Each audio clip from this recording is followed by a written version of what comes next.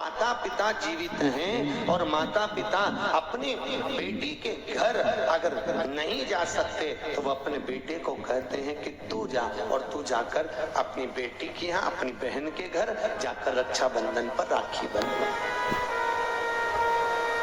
जाओ, तुम जाओ। और भगवान गणेश जी महाराज राखी काय पर बैठकर बांधी जाती है? अरे बोलो तो, एक चौकी पर, पाटे पर, आसन पर बिठाकर रक्षा सूत्र बांधा जाता है। राखी बांधने के बाद बहन भाई के माथे पर, अरे बोलो तो, तिलक कर दो। आप लोग भी तिलक करते हैं। तिलक क्यों किया जाता है? तो कहते हैं ये तिलक हमारे यहाँ शुभ कार्य का प्रतीक है। पर तिलक प्रतीक है, पर जो चावल हम तिलक में लगाते हैं ये क्यों लगाते हैं? ये चावल का क्रम कहां से चालू हुआ?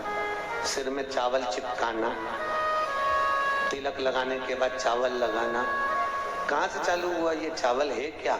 आखिर ये चावल तिलक के बाद में ब्राह्मण या आप किसी को भोजन करा रहे हो, जमाई को तिलक कर रहे हो, बेटी को तिलक कर रहे हो, तो कंकु लगाने के बाद चावल क्यों लगाया जाता है? उस चावल का क्या प्रमाण है? उस अक्षत का क्या प्रमाण है? क्यों लगाते हैं उसको? लगाते लगाते पूरी जिंदगी हो गई। अरे तो बता दो क्यों लगाते हैं? वो चावल का क्या प्रमाण है? कि कंकु का तिलक तो लगाया, वो हमारे यहाँ शुभ कार्य का प्रतीक है, समृद्धि का प्रतीक है। पर जो अक्षत हम माथे पर किसी के लगाते हैं कंकु लगाने के बाद में, चंदन लगाने के बाद में जो चावल लगाया जाता है, वो चावल का क्रम क्या है? तो शास्त्र कहता है, सुंदर विष्णु पुराण में भगवान वेदव्यास जी ने वर्णन करा, जिसके मस्तक पर तिलक लगाया जाता है वो शुभ कार्य का प्रतीक होता है। और अक्षत इसलिए लगाया जाता है कि इस अक्षत के माध्यम से आपकी जिंदगी में ये शुभ कार्य निरंतर चलता रहे, इसलिए अक्षत उसके माथे पर लगाया जाता है। शुभ कार्य के लिए, निरंतर चलने के लिए, इसको कहते हैं अक्षता। अक्षता का मतलब क्या है? निरंतर चलता रहे, निरंतर बढ़ते रहो। दूल्हा दुल्हन की जब जयमाला होती है, आपके यहाँ होता कि नहीं होता पता नहीं, पर महाराष्ट्र में तो एक नियम है कि दूल्हा दुल्हन की जब जयमाला होती है तो सबको पीले चावल दिए जाते हैं। ये सब देते हैं क्या है? तो पीले चावल देते हैं, और पीले चावल देकर फिर उसको सती वचन के अनुसार उसमें छोड़ा जाता है। शुभ मंगला, अरे बोलो तो, सावधान, शुभ मंगला सावधान।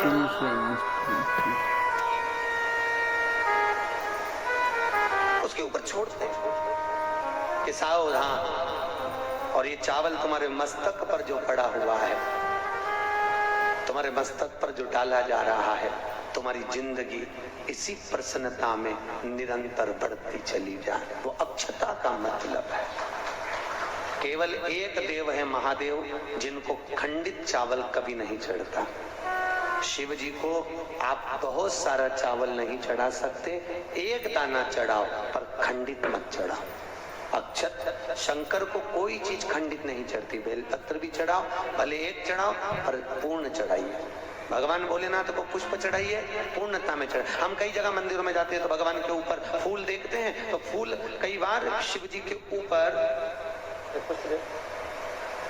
कई बार शिव जी के ऊपर, भगवान के ऊपर, आपके घर के मंदिर में कई बार कई लोग जो पुष्प चढ़ाते हैं, वो पुष्प चढ़ाने का तरीका भी लोगों को नहीं मालूम। जो फूल चढ़ाते हैं वो कई बार देवता के ऊपर रख देते हैं, इस तरह से। भैया, शास्त्र कहता है जिसके ठाकुर जी पर, जिसके मंदिर में, जिसके देवी देवता पर अगर पुष्प को उल्टा रख दिया जाए तो जितने शुभ कार्य हमारे घर में होने वाले रहते हैं वो सारे टलते चले जाते हैं। आज की जगह कल, कल की जगह परसों, परसों की जगह नरसों, नरसों की जगह खरसों। तुम करके देखना, अपने आप शुभ कार्य टलेंगे।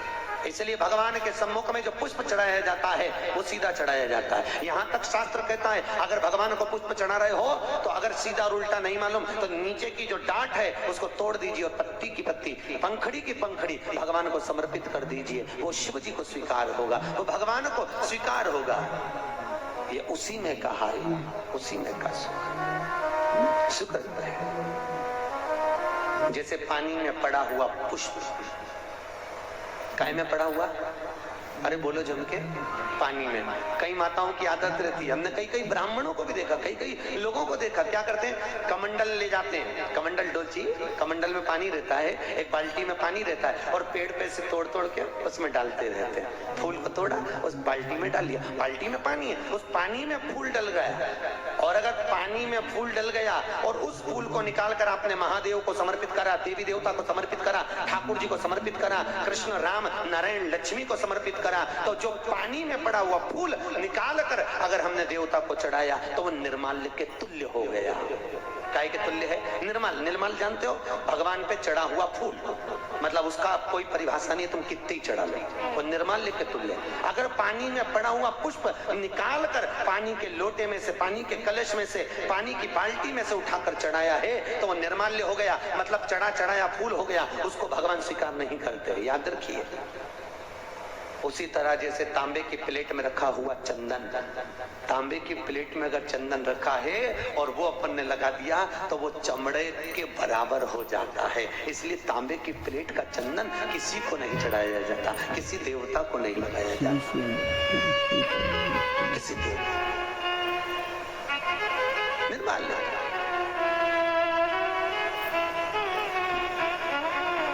भगवान शिव कहते हैं तुम्हारे पास में कुछ नहीं है, पूर्णता का समर्पण, पूर्णता।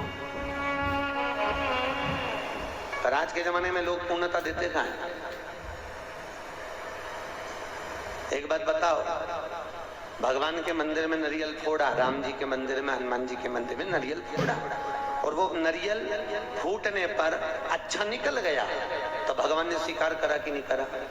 अरे बोलो जम के, अच्छे से बोलो, करा? अच्छा ठीक है, आप बोल रहे हो करा, शिवा पुराण करे नहीं करा। अगर नारियल फोड़ने पर राम मंदिर, हनुमान मंदिर में, देवी मंदिर में नारियल को फोड़ा और फूटने के बाद अगर वो नारियल अच्छा निकल गया, उसमें से थोड़ा सा टुकड़ा तो तुमने भगवान को चढ़ाया, बाकी का सब घर ले जाके चक्कू से निकाल के खा गए। और मान लो वो नारियल फूटने पर विकार निकल गया तो तुम उसको घर ले जाओगे? नहीं। क्या करोगे? जब हनुमान जी की परिक्रमा कर रहे होगे तो नारियल को वही पटक। तो भगवान शिव की कथा कह रही है कि भगवान शंकर को पूर्णता का भाव चाहिए। बेलपत्र दो, पूर्ण दीजिए, पुष्प दो, पूर्ण दीजिए, जो कुछ अक्षत भी दे रहे हो तो पूर्णता में दीजिए। भगवान को अधूरा समर्पण नहीं चाहिए। शंकर जी की तो केवल एक अपूर्णता है, वो परिक्रमा है। देखिए शिव जी की परिक्रमा कितनी होती है? आधी, पूरी नहीं होती। वो भी क्यों होती है आधी? ये शंकर जी ने गड़बड़ी कर दी थी ना।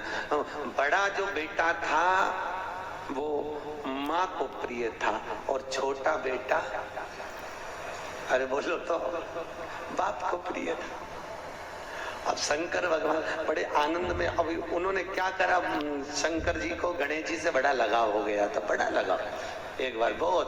और भगवान भोलेनाथ जी ने कहा जाओ, जो पृथ्वी की पहले परिक्रमा कर कर आएगा उसको प्रथम गिनती में गिना जाएगा। कार्तिकेय तो गए मोर पर, गणेश जी बैठे चूहे पर, और माता पिता की परिक्रमा लगा ली। अब माता पिता की परिक्रमा लगाई तो शंकर भगवान को हंसी आ गई और शंकर जी ने रोक कर कहा बेटा क्या कर रहे हो? भोलेनाथ जी से कहा पिताजी मैंने आपकी परिक्रमा लगा ली, तुम्हें माता च पिता तमेव बंधुश्च सखा तमेव, मैंने आपकी परिक्रमा लगा ली, मतलब मेरी पृथ्वी की परिक्रमा हो गई। तो भगवान भोलेनाथ ने कहा गणेश मैं तुझे प्रथम गिनती में गिनता हूं तो पहले पूजा जाएगा। जैसे ही भगवान शंकर ने बोला, माता पार्वती सिंहासन से खड़ी हो गई। पार्वती सिंहासन पे से जैसी खड़ी हुई, थोड़ी देर में कार्तिक के बाबा आ गए और कार्तिक ने आकर कहा वाह माँ, वाह माँ, गजब करा तुमने, छोटे भाई को प्रथम गिनती में गिनवा दिया और मैं बड़ा बैठा ही दिया। मैं तो परिक्रमा करने गया था माँ, परिक्रमा गणेश ने करी वो तुम्हारी करी, पर पिता के वचन को अगर निभाया तो मैंने निभाया है कि जो पृथ्वी की पहले परिक्रमा कर कर आएगा वो प्रथम गिनती में गिना जाएगा। मैंने पृथ्वी की परिक्रमा करी है, माना आप माता हो, माना आप पिता हो, पर गिनती तो वही कराई गई। माँ आज मेरा अपमान हुआ है। कार्तिकेय जी ने कहा, जगदम्बा खड़ी होकर बोली भोलेनाथ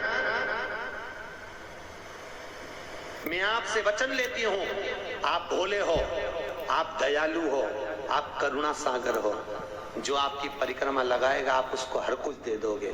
इसलिए आज आपसे वचन लेती हूँ कि आपकी परिक्रमा जिंदगी में कभी पूरी ना लगे, जो लगाए उसे हत्या का दोष लग जाए। शिव जी ने कहा तथास्तु, तथास्तु। उस दिन का नियम है, शिव जी की परिक्रमा आधी चालू होकर आधी में पूर्ण हो जाती है, पर बाबा भोलेनाथ जी की परिक्रमा पूर्ण नहीं होती, क्योंकि बहुत सरल देव है साहब बाबा भोलेनाथ, बहुत सरल, बहुत सरल।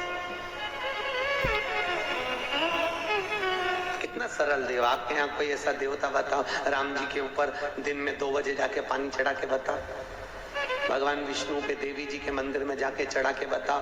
केवल एक भोलेनाथ जी आराम से बैठा है, जब तू घर में फ्री हो जाए तब लोटा लेके आ जाना, जब तू फ्री।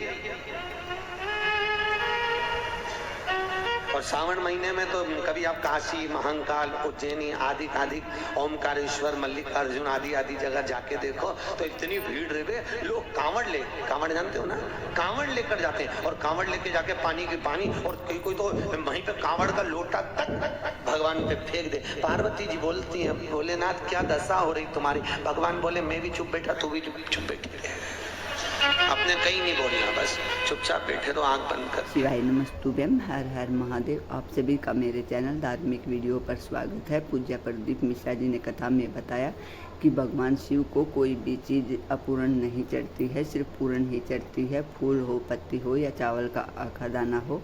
और पूज्य प्रदीप मिश्रा जी ने बताया है कि अगर हम फूल चढ़ाने का तरीका नहीं जानते तो फूल के नीचे का हिस्सा तोड़ दीजिए और सिर्फ पत्तियों को ही भगवान शिव पर समर्पित कीजिए। और पूज्य प्रदीप मिश्रा जी ने कथा में ये भी बताया है कि भगवान शिव की कभी भी पूरी परिक्रमा नहीं होती, सिर्फ आधी ही होती है।